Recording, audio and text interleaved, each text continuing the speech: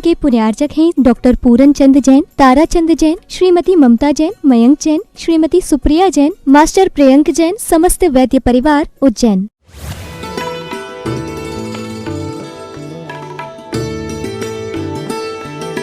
करोड़ों लाखों भी दे दोगे तो शायद ये जिनवाणी कहीं कहीं सुनने नहीं मिलेगी, कहीं सुनने नहीं मिलेगी ये जिनवाणी के रहस्य। और भगवान कुंद कुंद स्वामी पुनः पुनः समझा रहे हैं, ज्ञानी जाग जाओ, पंचम काल में बहुत कठिन है धर्म मिलना। तुम्हें धर्म मिल चुका, धर्म के साधन मिल चुके, सुख सुविधाओं के साधन मिल चुके, और फिर भी हम देव शास्त्र गुरु तक पहुंच नहीं पा रहे, उनकी सेवा नहीं कर पा रहे, उनको दान पूजा के साथ अपने आप को नहीं स्मार्ट कर पा रहे हैं, तो धिक्कार है तुम्हारी जैन कुल में जन्म लेने का।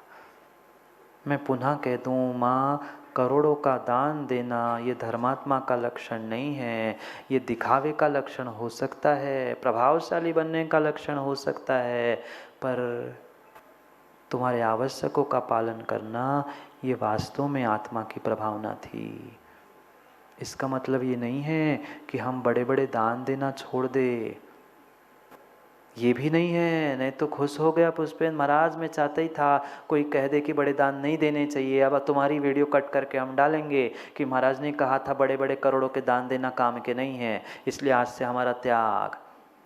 आचार्यों ने लिखा है, अगर तुम्हारे पास धन है, साधन है, और तुम फिर भी दान नहीं दे पा रहे हो, तो तुम्हारे वैसा तुम्हारे तुमसे बड़ा और कोई डकैत नहीं है। हाँ, दोनों बातें कहनी जरूरी है ना, दोनों बातें कह दी है भगवंतों ने। तुम छुपा छुपा के दे रहे हो, छुपा छुपा के रख रहे हो, तो तुम बहुत बड़े धोखेबाज डाकेबाज हो। नहीं दे रहे हो सो, और दे रहे हैं सो। तरीका बदलना है, तरीका बदलना है, भावों को बदलना है, भावनाओं को बदलना है, तो ही साइड इफेक्ट से बचोगे, अन्यथा बचने वाले नहीं है। दिखाने के लिए, प्रभावशाली बनने के लिए दान पूजा आदि आदि कार्य किए हैं, तो उसका इफेक्ट नहीं, साइड इफेक्ट ही मिलेगा, साइड इफेक्ट ही मिलेगा। और जहाँ भाव भावनाओं के साथ पुरुषार्थ करोगे, धर्म कार्य करोगे, विशुद्धि के साथ करोगे, तो कभी कभी साइड इफेक्ट नहीं, तुम्हें सदगति का ही इफेक्ट मिलेगा। आज भगवान इफेक्ट साइड इफेक्ट दोनों की बात पुनः समझाते हुए कह रहे हैं। पढ़ते हैं 2 श्लोकों को, समय हो गया, समय हो गया है। पढ़ते हैं 2 श्लोकों को कि क्या कह रहे हैं। पढ़ो। सम्मम विशोहितव गुण चारित सन्नान दान परिहीणम भरे दुस्समवाले मणुयाणम जायते नियदम। नहीं दानम नहीं पूजा नहीं शीलम नहीं गुणम च चारितम जे जैना भणि दाते नेरैया होन्ति कुमाणु सातिरिया।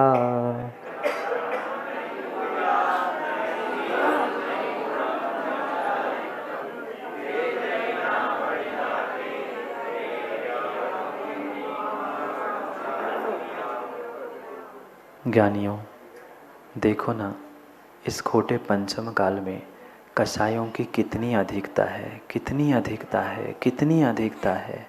हर इंसान, हर व्यक्ति, हर जीव कहीं ना कहीं उस कसाय के कारण परस्पर में लड़ रहा है। इंसानियत समाप्त हो रही है। कहने के लिए मात्र धर्म, धर्म आयतन, देव शास्त्र गुरु बचे हैं, पर उनको भी लेकर कितनी कसाय जीव के भीतर बैठी है। इस पंचम काल में मात्र कसाय की अधिकता है, और इन सब की हीनता है। किसकी हीनता है? भरहे दुस्समय आले। पढ़ो, भरहे यानी इस भरत क्षेत्र में, कहीं दूसरे में नहीं, भरत क्षेत्र में, दुस्सम काल में, इस पंचम काल में दुखमा, ये दुखमा काल है। अभी दुखमा में इतने दुख है, माँ दुखमा में कितने दुख होंगे, जाना है ना? बोलो हाँ कि ऐसा? हाँ, सोच समझ कर निर्णय कर लो। आज नहीं संभल पाओगे तो दुखमा छठे काल में आने से कोई रोक नहीं सकता। एकमात्र धर्म आलंबन है, एकमात्र धर्म आलंबन है। श्रावकों का धर्म दान पूजा है और निर्ग्रंथों का धर्म ज्ञान अध्ययन है। ये धर्म ही तुम्हें छठे काल से बचा सकता है, अन्य नहीं। इसलिए कह रहे भरत क्षेत्र में खोटे पंचम काल में मनुयाणम मनुष्यों के लिए सम्मम विसोही, सम्यक दर्शन की विशुद्धि, श्रद्धा की विशुद्धि, तब गुण चरितम सन्नाण दान, जो तप गुण चारित्र सम्यक ज्ञान और दान आदि में हीनता है, उसकी विशुद्धि में हीनता है। बहुत अल्प जीव, करोड़ों में से एकाध हजार सैकड़ों भी जीव नहीं होते जो धर्म कार्य से जुड़ते हैं, और वो भी गुनगुनाते हुए, भुनभुनाते हुए नहीं। भुनभुना तो हजारों कर लेंगे, पर विशुद्धि के साथ, भाव और भावनाओं के साथ विरले ही पुण्यात्मा जुड़ पाते हैं।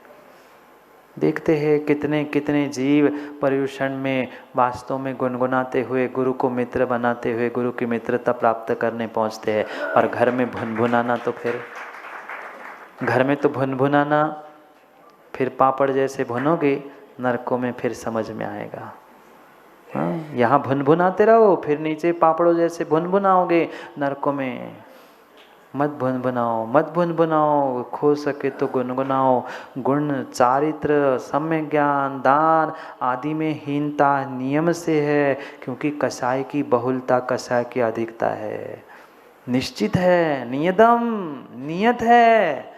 पर इसका मतलब ये नहीं है जब भगवान कुंद गोस्वामी कह रहे हैं हीनता है, तो हम हीन लोगों में क्यों जाए। हम जो श्रेष्ठ व्यक्ति है उनकी भी गणना में आ सकते हैं ना।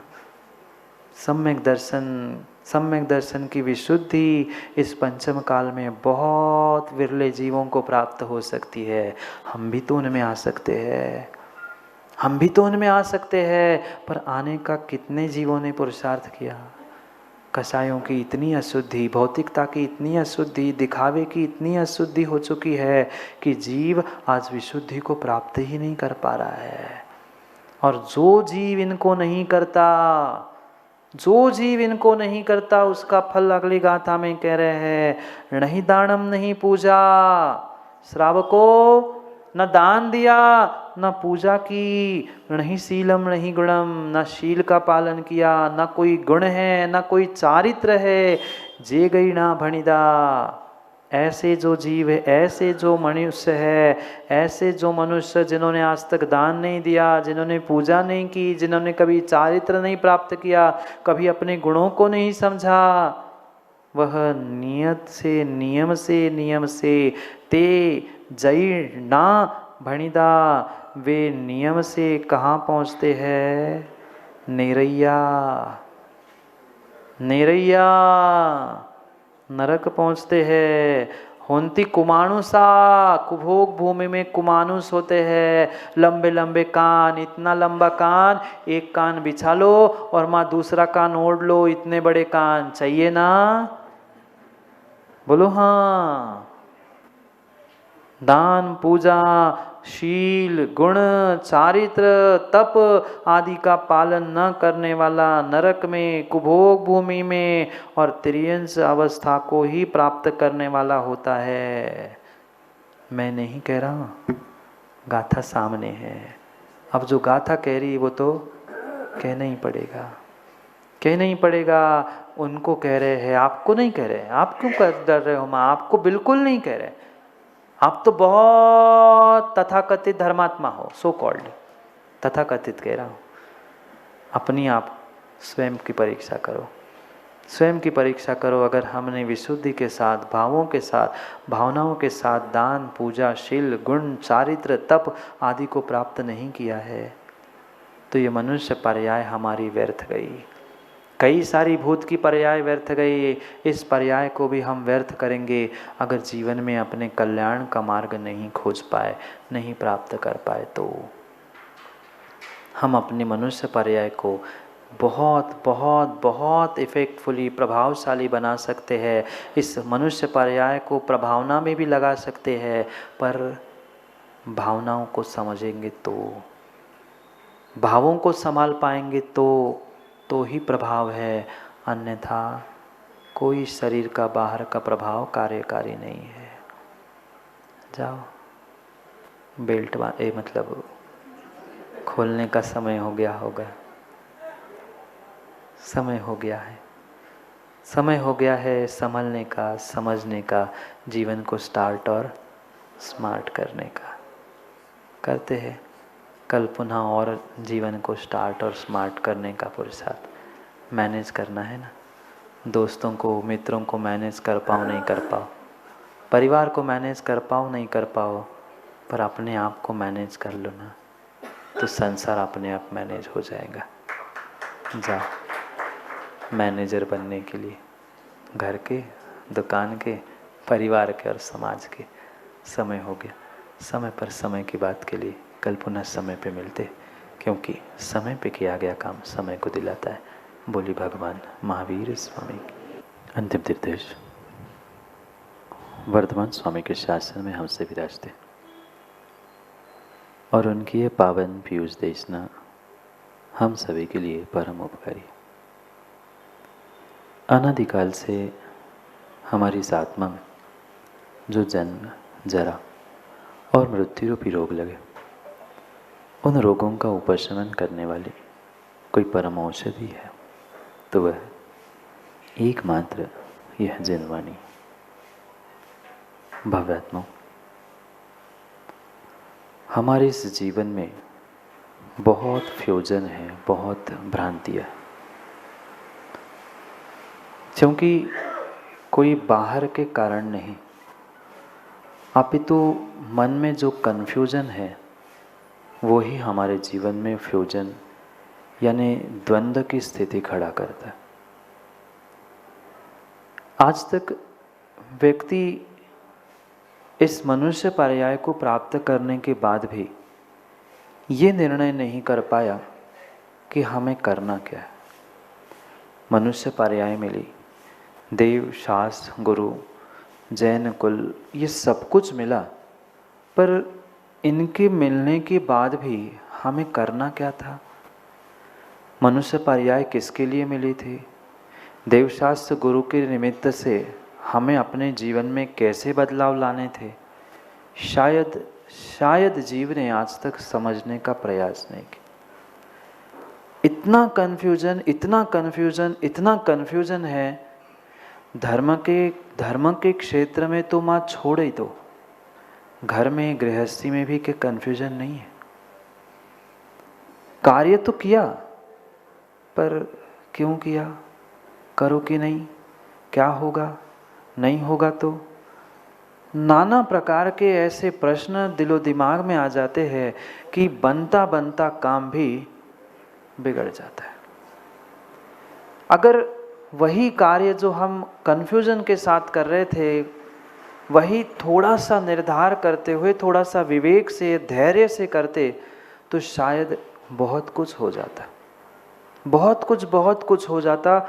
ऐसा नहीं है कि हमारे भीतर शक्ति नहीं है।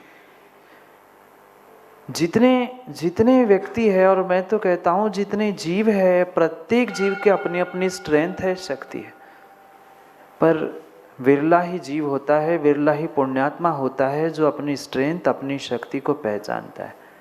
और उससे भी बहुत कम विरले जीव होते हैं और भी विशेष पुण्यात्मा होते हैं जो अपनी उस स्ट्रेंथ को मैनेज करना सीखते। याद है ना, हमें स्टार्ट करना था जीवन को, और स्टार्ट के साथ साथ हमें स्मार्ट भी करना था जीवन को। स्टार्ट किए बिना स्मार्ट नहीं होना था जीवन, ये निर्णय हमें करना था, क्योंकि स्टार्ट और स्मार्ट में मात्र एक अक्षर अधिक था। स्टार्ट और स्मार्ट में एक अक्षर अधिक था। हमने स्टार्ट तो किया, अपनी स्ट्रेंथ, अपनी शक्ति, सब कुछ समझने का प्रयास किया, पर जब तक वह एम फॉर मैनेज और एम फॉर मैनेजमेंट हम नहीं सीखेंगे, तब तक हमारी स्ट्रेंथ, हमारा पुरुषार्थ कोई काम का नहीं। और जब तक ये हमारे जीवन में मैनेजमेंट नहीं आ रही है, हम मैनेज नहीं कर पा रहे हैं अपने आप को, अपने भावों को, अपने कार्यों को, अपने पुरुषार्थ को, तब तक विश्वास मानना जीवन में कन्फ्यूजन के अलावा कुछ नहीं है।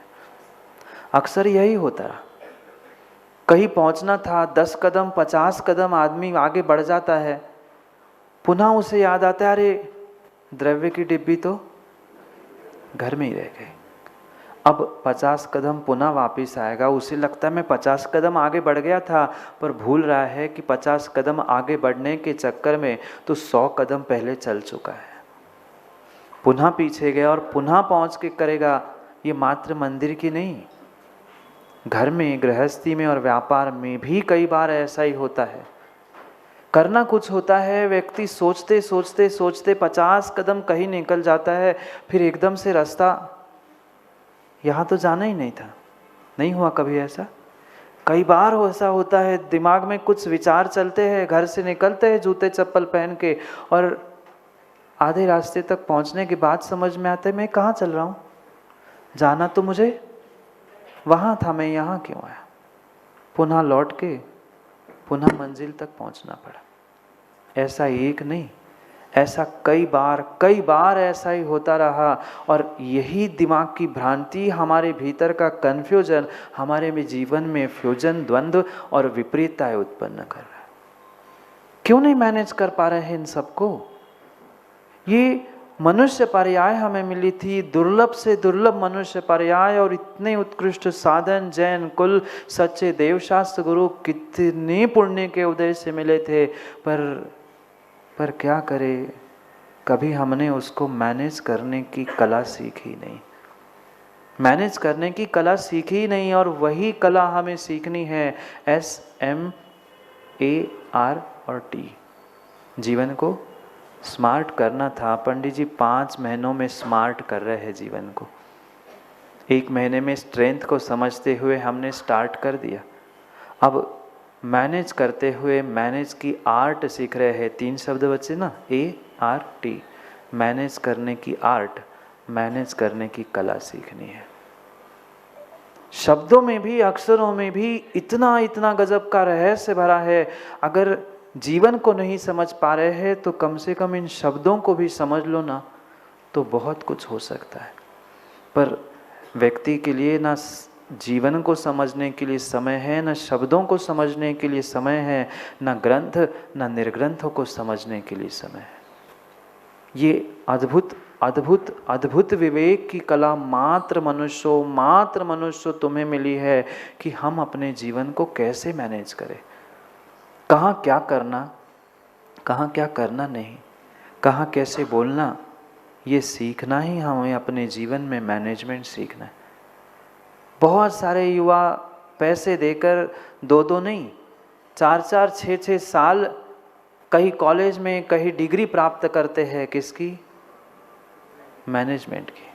आजकल तो बहुत बड़े बड़े कॉलेज और बहुत बड़ी बड़ी संस्थाएं हो गई, वह मैनेजमेंट सिखाने वाली। दुनिया को तो मैनेजमेंट सिखा रहे, पर अपने आप को क्या मैनेज कर पाए? क्या मैनेज कर पाए? शायद नहीं कर पाए। जिनने अपनी स्ट्रेंथ को, अपनी शक्ति को, अपने जीवन को मैनेज किया ना,